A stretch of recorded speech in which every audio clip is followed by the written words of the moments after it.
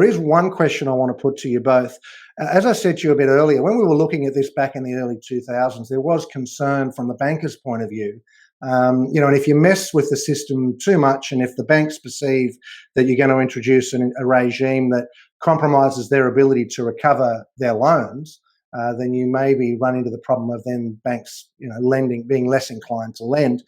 Yeah, I mean, I think it's a genuine concern from lenders. You don't want to be in a position where their security is compromised, or at least the decisions made regarding their security are in the hands of unsecured creditors or creditors that don't have the same security structure as the lender. So, obviously a very valid concern. But my sense is, certainly within the CBA regime, it's principally around unsecured creditors, taking a view on that. Ultimately, the secured lender can participate in that voting cycle or not, as the case may be, but it's not seeking necessarily to impact the secured lender's position. I'll defer to Paul around the technical aspect of that. And with bankruptcy, of course, there's an additional regime where lenders can advance funds to the company during a bankruptcy, and in fact they then sit as a higher priority against other lenders. And I think that's actually not a bad idea.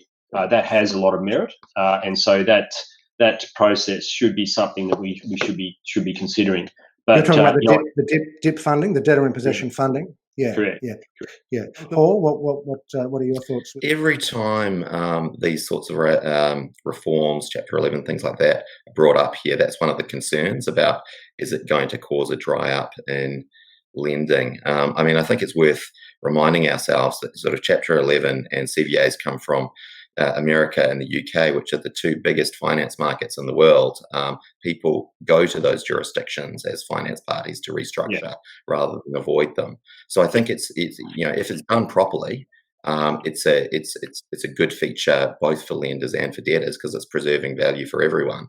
Obviously, if it's done poorly, then it is a real problem. It's just about making sure we do it right.